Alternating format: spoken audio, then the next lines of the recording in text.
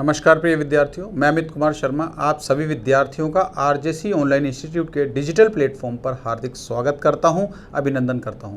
प्रिय विद्यार्थियों, 29 सितंबर को आयोजित हुई जेट 2020 की जो परीक्षा थी, उस परीक्षा में आए हुए प्रश्नों पर आज मैं आपसे चर्चा करूंगा। आज मैं आपके सामने बायोलॉजी विषय के कुछ विशेष के प्रश्नों पर बात करेंगे, उनके क्या सही उत्तर होंगे, किस आधार पर आप लोग अपने मार्क को डिसाइड कर सकते हैं। तो ध्यान दें, आज हम बात करेंगे हमारे पहले प्रश्न पर कि सब पहला प्रश्न क्या था कि जीव द्रव्यों के संलयन में प्रयुक्त किया जाने वाला रसायन या फ्यूजोजन है। ध्यान रखना बच्चों कि जो प्रोटोप्लास्ट संलयन करते हैं, प्रोटोप्लास्ट फ्यूजन करते हैं, उसमें जिस केमिकल का यूज किया जाता है, जिस रसायन का उपयोग किया जाता है, उसे पॉलीइथाइलिन ग्लाइकोल के नाम से जाना जाता है। क्या कहते हैं बच्चों उसको?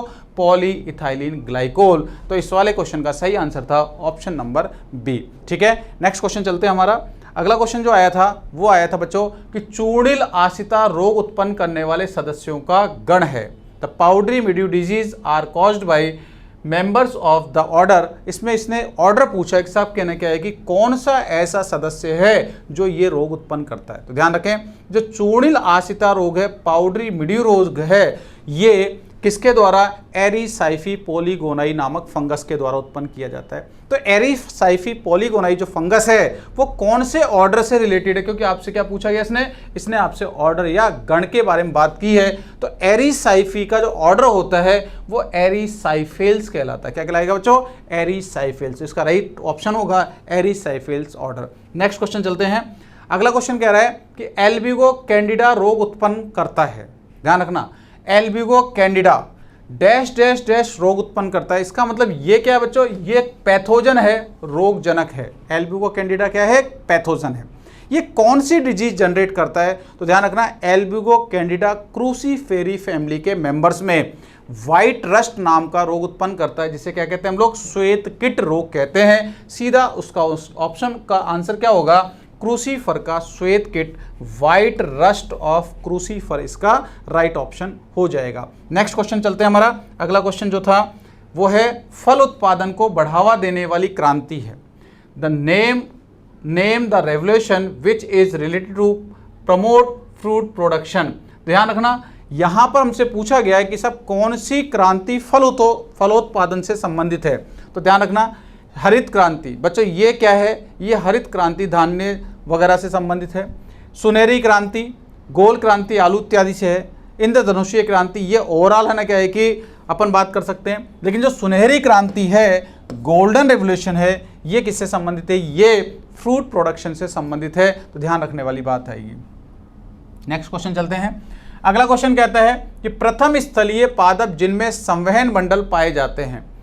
The first terrestrial plant to process vascular bundle are. ध्यान रखना बच्चों कि जब भी हम लोग बात करते हैं डेवलपमेंट की, तो सबसे पहले बच्चों क्या आया था? सबसे पहले आपने सुना होगा थैलोफाइटा आए थे। कौन आया था? थैलोफाइटा। इसके बाद बच्चों क्या आया था? इसके बाद आया था ब्रायोफाइटा। क्या आया था? ब्रायोफाइटा। देन इसके बाद आया था टेरिडोफाइटा। इसके बाद क्या आया था बेटा? इसके बाद आया था जिम्नोस्पर्म। इसके बाद क्या था? इसके बाद आया था एंजियोस्पर्म। ये अपन को एक क्रम याद रखना है। Thallophyta, bryophyta, pteridophyta, gymnosperm, angiosperm. अब ध्यान रखें बच्चों यहाँ पे कि हमसे क्या पूछा है, उसने वेस्कुलर बंडल पूछे, संवहन पूल पूछे हैं। तो ध्यान रखना कि संवहन पूल कहाँ विकसित हुए थे? तो संवहन पूल सबसे पहले टेरिडोफाइटा में विकसित हुए थे। किसमें हुए थे? टेरिडोफाइटा में हुए थे। इसी कारण से इन्हें फर्स्ट ट्रेकियोफाइटा कहते हैं। क्या कहते हैं इसको? ट्रेकियोफाइटा के नाम से जाना जाता है।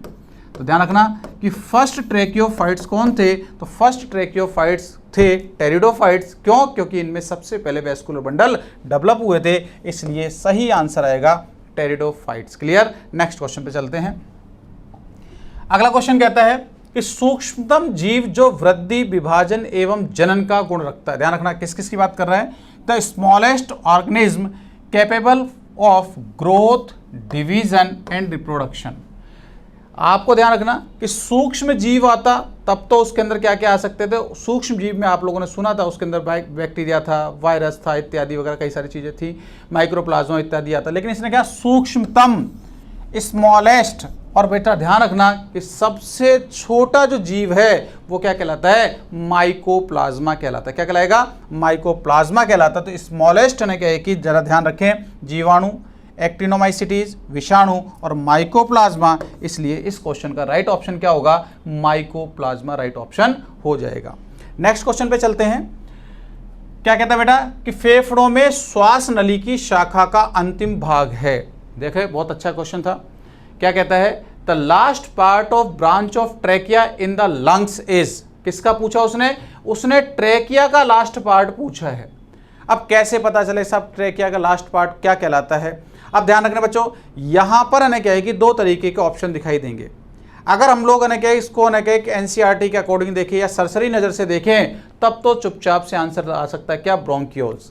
लेकिन है क्या है कि यहाँ पर इसका जो आंसर है क्या है कि हम लोग हमारे इस कंपटीशन को ध्यान रख के चलें तो आंसर हमारे पास क्या आ रहा है, एल्बुलाई। ऐसा क्यों है, दोनों में से किसको हम सही मान के चलें। तो बच्चों मैं आपसे क्या कहना चाह रहा हूँ कि मैं आपको यहाँ पर इसकी पूरी है क्या है कि आगे की डिटेल बता देता हूँ किस तरीके से हम इसका सही आंसर मान सकते हैं। ये बच्चों ट्रेकिया है।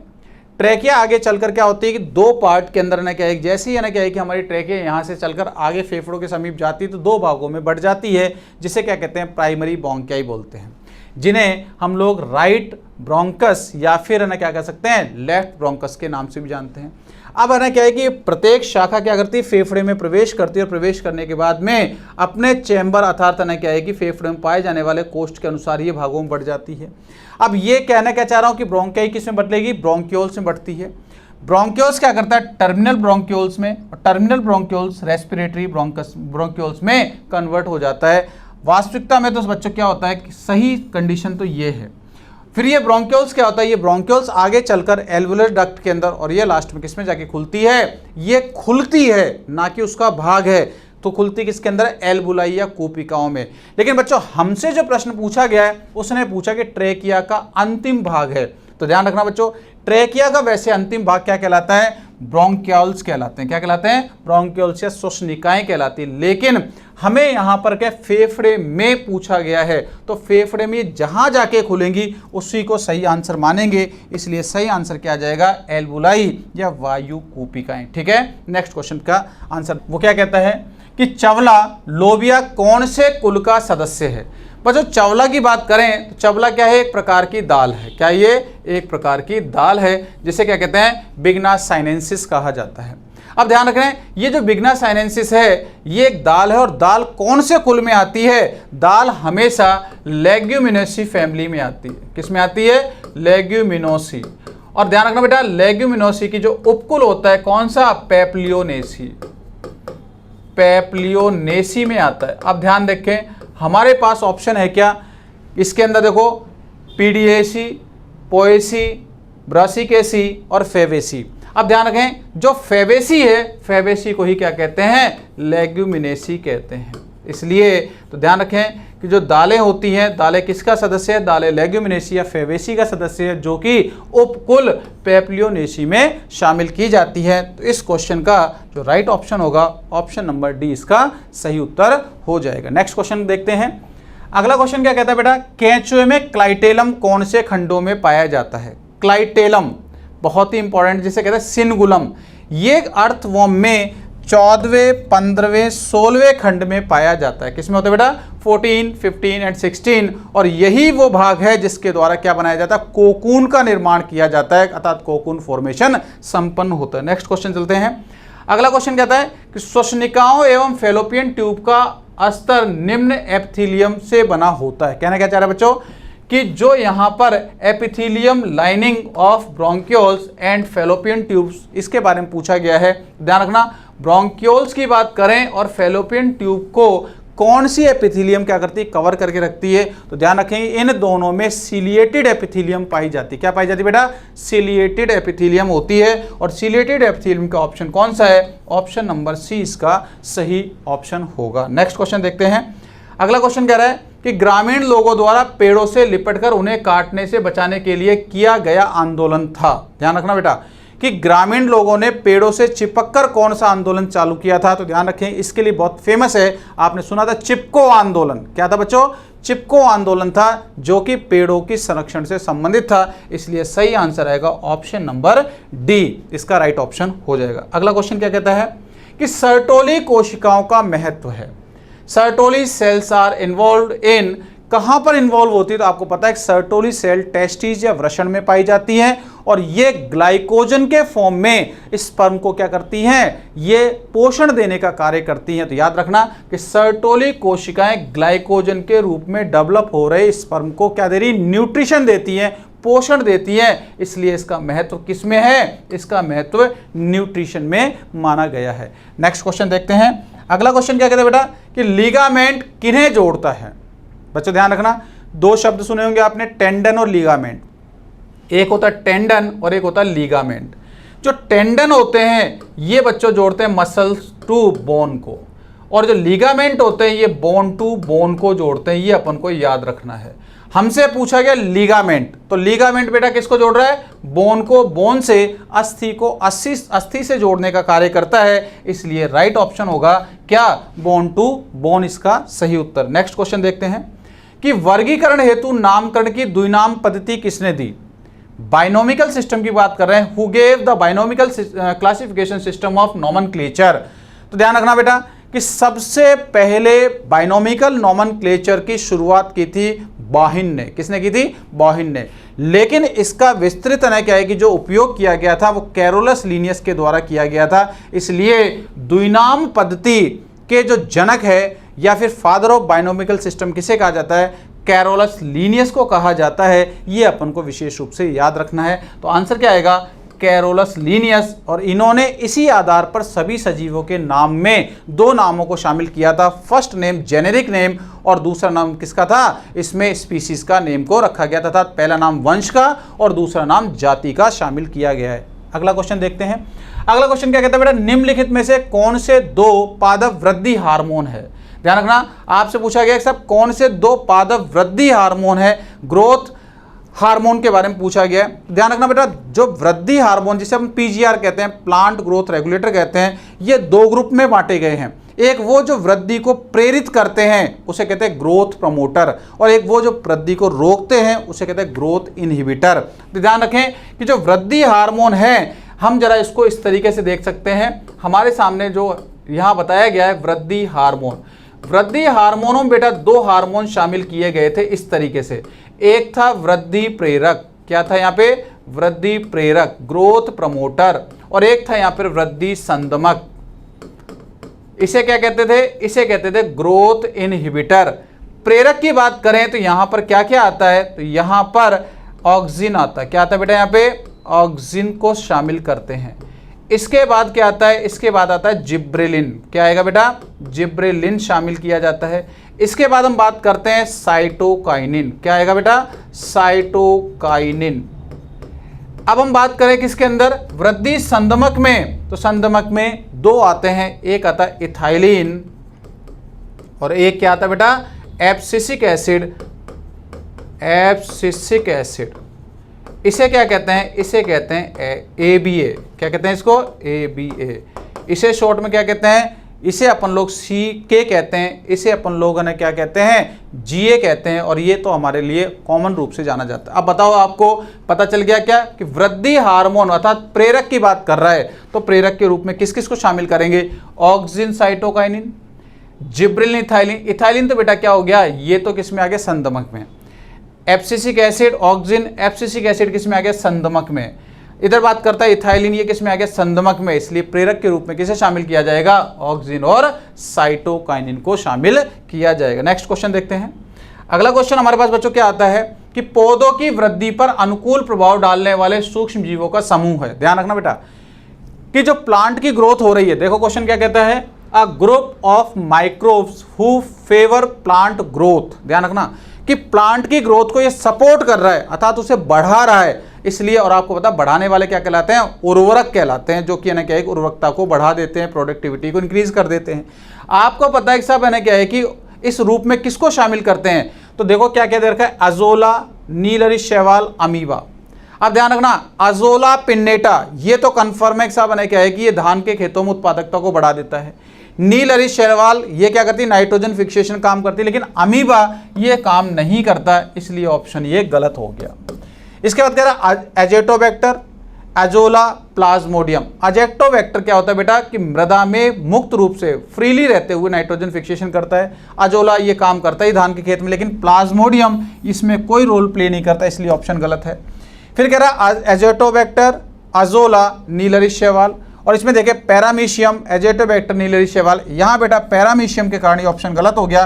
तो सही ऑप्शन क्या होगा, एजेटोबैक्टर जो फ्रीली नाइट्रोजन फिक्सेशन करता है, अजोला पिन्नेटा जो कि धान की खेतों के अंदर क्या करता है, नाइट्रोजन फिक्सेशन में काम करने वाला एक टेरिडोफाइट्स है, और नीलहरी शैवाल के रूप में एनाबीना और नॉस्ट्रोक इत्यादि को शामिल किया जाता है। तो राइट ऑप्शन क्या हो जाएगा, ऑप्शन नंबर सी इसका सही उत्तर हो जाएगा। अगला क्वेश्चन देखें कि खुरपका मुंह पका रोग किसके द्वारा फैलता है। ध्यान रखना बेटा कि यहां पर आपसे जो क्वेश्चन पूछा गया ये इसमें पूछा है फुट एंड माउथ डिजीज। ये फुट और माउथ डिजीज क्या है, एक वायरस के द्वारा फैलने वाला रोग है, अर्थात ये विषाणु जनित रोगों की श्रेणी में शामिल किया जाता है। अगला क्वेश्चन क्या कहता है कि मूंगफली का टिक्का रोग निम्न में किसके कारण होता है।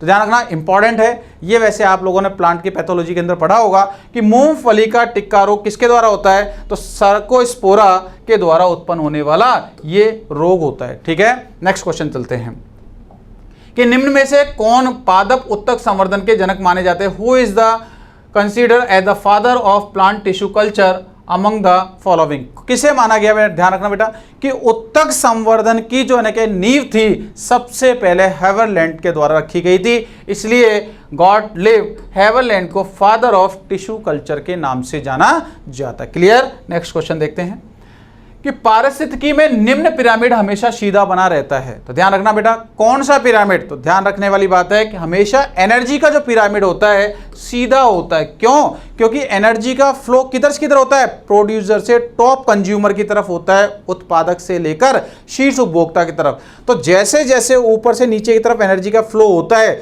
तो हमेशा एनर्जी का फ्लो 10% लो का अनुपालना करता है। तो ये जो 10% के नियम के अनुसार एनर्जी का जो फ्लो होगा तो सबसे ज़्यादा ऊर्जा किसके अंदर होगी, उत्पादक में, और सबसे कम किस में होगी, टॉप कंज्यूमर के अंदर होती है। इस कारण ये वाला पिरामिड हमेशा कैसा होता है, सीधा पाया जाता है। क्लियर, नेक्स्ट क्वेश्चन देखते हैं।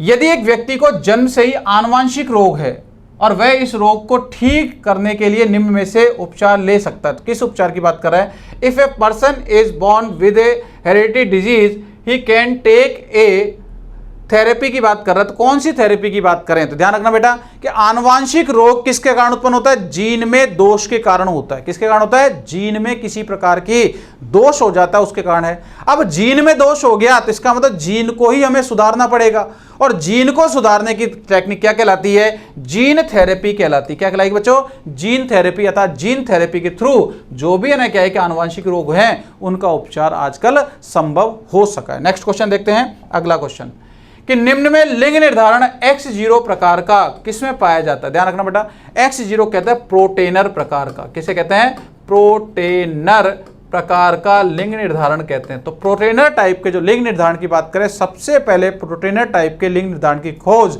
ग्रॉस हॉपर के अंदर की गई थी, इसलिए इसका सही ऑप्शन होगा टिड्डा या ग्रॉस हॉपर। ठीक है, नेक्स्ट क्वेश्चन देखें। स्तनधारी जंतुओं में निषेचन की क्रिया कहाँ संपन्न होती है। बेटा ध्यान दें, यह तो बहुत ही कॉमन प्रश्न है कि जो भी निषेचन की क्रिया है स्तनधारी जंतुओं के अंदर वो कहाँ होती है, अंडवाहिनी की फैलोपियन ट्यूब में होती है। किसमें होती है बेटा, फैलोपियन नलिका के अंदर होती है, और ये हमारे पास में ऑप्शन नंबर डी इसका राइट ऑप्शन हो जाएगा। नेक्स्ट क्वेश्चन देखें कि रक्त का थक्का बनाने में महत्वपूर्ण भूमिका निम्न तत्व की है।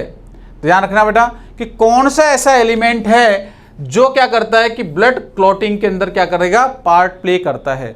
तो याद रखें कि ब्लड क्लॉटिंग में पार्ट प्ले करने वाला जो यहां पर एलिमेंट होता है वो क्या कहलाता है, कैल्शियम कहलाता है। क्या कहलाएगा बेटा, कैल्शियम इसका राइट ऑप्शन हमारा हो जाए। क्लियर, नेक्स्ट आंसर देखें, नेक्स्ट क्वेश्चन। वायरस मुक्त पादप उत्पन्न किए जा सकते हैं, तो virus free plant can be produced by. तो ध्यान रखें बेटा कि वायरस फ्री प्लांट डेवलप करने के लिए हमें किसका उपयोग करना चाहिए, मेरिस्टेम कल्चर का उपयोग करना चाहिए, अर्थात शीर्ष विभजोतक। आपने सुना होगा शीर्ष विभजोतक कहाँ होता है, एक तो आपने सुना होगा तने का शीर्ष भाग होता है, एक क्या होता है, जड़ का शीर्ष भाग होता है, इसे कहते हैं एपेक्स। तो शूट अपेक्स या फिर रूट अपेक्स के सेल्स का उपयोग करते हैं और इस प्रकार का जो मेथड होता है उसे क्या कहते हैं, मेरिस्टेम कल्चर या विभजोतक संवर्धन के नाम से इसे जाना जाता है। क्लियर। नेक्स्ट क्वेश्चन चलते हैं। अगला क्वेश्चन कह रहा है बेटा कीट रोग किस कवक गण के सदस्यों द्वारा उत्पन्न होता है। तो ध्यान रखें यहां पर rust disease are caused by members of which order of fungal. ध्यान रखें यहां पर कीट रोग या रस्ट डिजीज की बात करें तो रस्ट डिजीज हमेशा किसकी, यूरिडिनेल्स ऑर्डर के सदस्यों के द्वारा उत्पन्न किया जाता है। नेक्स्ट चलें। अगला क्वेश्चन क्या कहता है बेटा, अगला क्वेश्चन कह रहा है कि बाजरे का वानस्पतिक नाम है, the botanical name of pearl millets. तो ध्यान रखेंगे इसका वानस्पतिक नाम पेनिसिटम टाइफॉइडिस के नाम से इसे जाना जाता है। क्लियर। अगला क्वेश्चन, अमीबा किसकी सहायता से गमन करता है।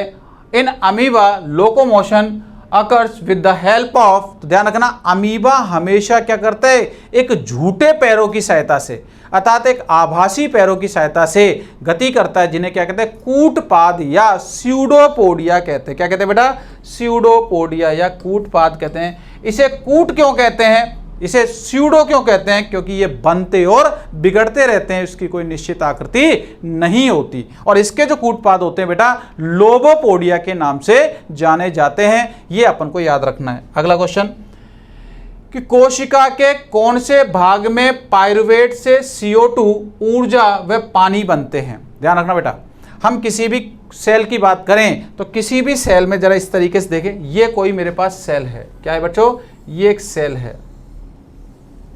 इस सेल के अंदर क्या है, इस सेल के अंदर ये इसका केंद्रक है, ठीक है, ये इसका क्या हो गया, ये इसका न्यूक्लियस हो गया, ये आपने इस तरीके से देखा होगा। ये इसके अंदर क्या है, सेल है, तो ये सेल का क्या है, कोशिका द्रव्य है। इस सेल के कोशिका द्रव्य में यहां पर क्या होता है, ग्लूकोज। क्या है बेटा, ग्लूकोज से क्या बनता है, पायरुविक एसिड बनता है। क्या बनता है, पायरुविक एसिड बना।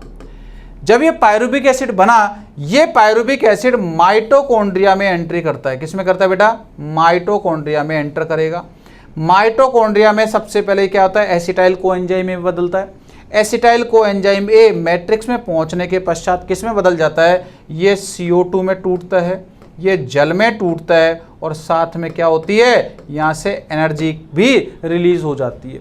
अब आप बताओ कि यहाँ पर ऊर्जा कहाँ निकल रही है, यहाँ जल कहाँ बन रहा है और CO2 कहाँ बन रही है, माइटोकॉन्ड्रिया में। किसमें बन रही है बेटा, माइटोकॉन्ड्रिया के अंदर इस प्रकार की घटना हो रही है। इसलिए इसका सही उत्तर क्या हो जाएगा, इसका सही विकल्प होगा माइटोकॉन्ड्रिया। क्लियर। नेक्स्ट क्वेश्चन पे चलते हैं कि सूजन प्रतिक्रिया में भागीदारी रक्त कोशिकाएं हैं।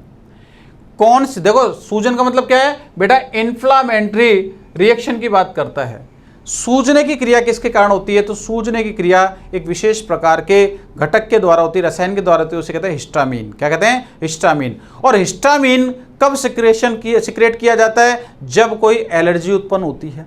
और एलर्जी कब उत्पन्न होती है, तो एलर्जी साहब किसी ना किसी घटक के कारण उत्पन्न होती है। और इस घटना में हमें सबसे पहले ध्यान रखना, हिस्टामीन के द्वारा प्रतिरक्षा कौन देता है, इसके द्वारा सही आंसर आएगा बेसोफिल हिस्टामीन सिक्रेट करती है, जिससे हमको क्या मिलता है, थोड़ा सा फायदा मिल जाता है। नेक्स्ट देखें, अंडोत्सर्ग के लिए कौन सा हार्मोन आवश्यक है, तो releasing of which hormone is necessary for ovulation. ध्यान रखना, अब देखें कौन सा हार्मोन है, तो आपको सबको पता होगा ल्यूटिनाइजिंग हार्मोन LH।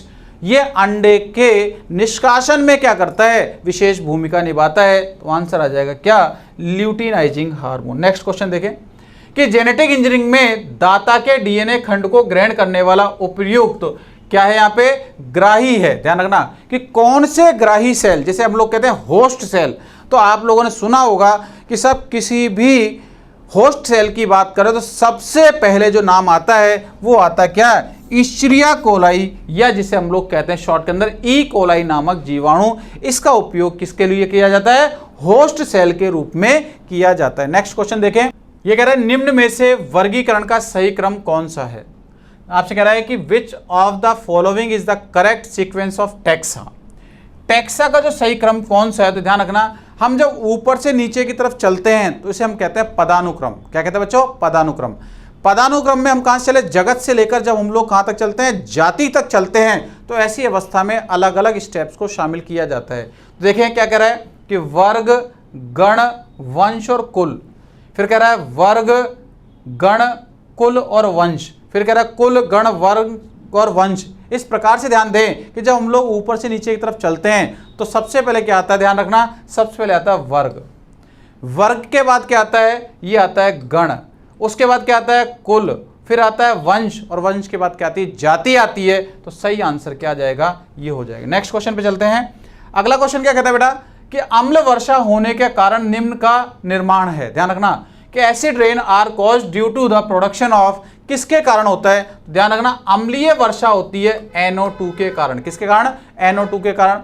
अम्लीय वर्षा होती है SO2 के कारण। किसके कारण, SO2 के कारण। तो अम्लीय वर्षा की बात करें तो NO2 के कारण तो क्या बनता है बेटा, HNO3 बनता है, जबकि SO2 के कारण क्या बनता है, H2SO4 का निर्माण होता है, और यही एसिडिक रेन के रूप में जाना जाता है। इसलिए सही आंसर क्या आएगा, ऑप्शन नंबर 1 इसका राइट ऑप्शन हो जाएगा। नेक्स्ट चलते हैं अगला क्वेश्चन कि प्राथमिक उपभोक्ता की श्रेणी में आते हैं। The category of primary consumer includes, जरा ध्यान दें कि सब प्राइमरी कंज्यूमर किसे कहते हैं, कि ऐसे सजीव जो डायरेक्टली किस पर, उत्पादक या पादपों पर भोजन के रूप में निर्भर रहते हैं, वो क्या कहलाते हैं, प्राथमिक उपभोक्ता कहलाते हैं। अब ध्यान रखें कि प्राथमिक उपभोक्ता जितने भी होते हैं सारे शाकाहारी होते हैं। कैसे होते हैं बेटा, शाकाहारी होते हैं, हर्बीवोरस होते हैं। जरा ध्यान दें, बाज और टाइगर ये तो बच्चों क्या होते हैं, ये मांसाहारी, कार्निवोरस, इसलिए ऑप्शन गलत। फिर कह रहा है कि मछली एवं बेल, मछली एवं बेल की बात करें तो सब जैसे है ना कि एक मछलियों में कौन सी है, यहाँ तो आपको गोलमोल कर दिया, शार्क भी हो सकती है, तो कैसी होगी, मांसाहारी, इसलिए ऑप्शन गलत हो गया। सांप एवं मेंढक, आपको पता सांप और मेंढक ये सब क्या है, ये है ना क्या है कि कार्निवोरस होते हैं। पशु बच्चों ध्यान रखना, ये हमेशा ना क्या है चारे पे अपना जीवन यापन करते हैं। कीट, कुछ कीट कैसे होते हैं, डायरेक्ट ना क्या है कि आप लोग समझदार हैं, कुछ कीट ऐसे होते हैं जो कि ना क्या है कि घास फूस इत्यादि को अपना भोजन के रूप में उपयोग करते हैं। इसलिए प्राथमिक उपभोक्ता की श्रेणी में पशु एवं कीटों को शामिल किया जाता है। नेक्स्ट क्वेश्चन देखते हैं, कॉकरोच के मुखांग किस प्रकार के होते हैं। The mouth part of cockroach are, ध्यान रखना कॉकरोच के मुखांग काटने और चबाने वाले होते हैं। कैसे होते हैं बेटा, काटने और चबाने वाले होते हैं। इसलिए यहां पर आपके सामने जो ऑप्शन दिखाई दे रहा है, ऑप्शन संख्या सी इसका राइट ऑप्शन हो जाएगा। नेक्स्ट चलते हैं अगला, देखें कि वह जंतु जिसमें श्वसन अंग, उत्सर्जन अंग एवं परिसंचरण अंग नहीं पाए जाते। ध्यान रखना बेटा, ये सिस्टम की बात कर रहा है, ये अंग कहाँ पाए जाते हैं, तो ध्यान रखना जब हम लोगों ने विकास की बात की तो पोरीफेरा के बाद इसका विकास चालू होता है। तो ध्यान रखें यहाँ पर स्पंज पोरीफेरा का सदस्य है, इसमें इस प्रकार के कोई भी संरचना नहीं पाई जाती, इसलिए अपन को विशेष रूप से आंसर याद रखना है। फिर कह रहा है निषेचन निम्न प्रक्रिया है।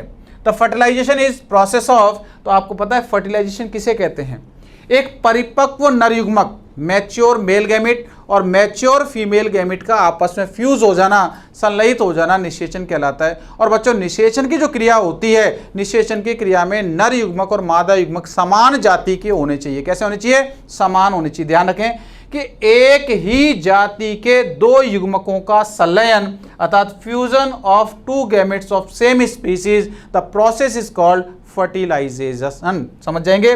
नेक्स्ट क्वेश्चन देखते हैं कि केंचुए में श्वसन निम्न द्वारा किया जाता है। In earthworm respiration occur through, ध्यान रखना केंचुए के अंदर जो बेटा क्या होता है, रेस्पिरेशन किसके द्वारा होता है, उसकी नम त्वचा के द्वारा होता है, उसकी स्किन के थ्रू होता है। तो मॉइस्ट स्किन के लिए सही आंसर आएगा, तो आंसर क्या आएगा, त्वचा या बॉडी सरफेस, इसका राइट ऑप्शन हो सकता है। नेक्स्ट क्वेश्चन देखें अगला क्वेश्चन क्या कहता है कि सिट्रस कैंकर का रोग कारक है। पैथोजन ऑफ सिट्रस कैंकर, बहुत फेमस क्वेश्चन है ये, कि सिट्रस कैंकर जेंथोमोनास सिट्राई के कारण उत्पन्न होने वाला एक विशेष रोग है जो कि नींबू वर्गीय फलों के अंदर पाया जाता है। अब जरा ध्यान रखें इसमें क्या है, जेंथोमोनास सिट्री इसका सही उत्तर हो जाएगा।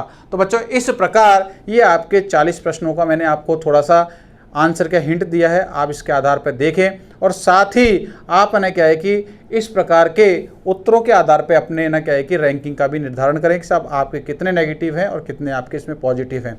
फिर भी हमने कुछ विशेष क्वेश्चनों की सीरीज़ आपको पेपर से पहले दी थी यूट्यूब के माध्यम से, पेपर के समय हम लोगों ने क्या है कि कुछ विशेष बुकलेट भी आप लोगों को डिस्ट्रीब्यूट करवाई थी, जिसमें से लगभग बहुत सारे महत्वपूर्ण प्रश्न आपको मिले हैं यहाँ पे।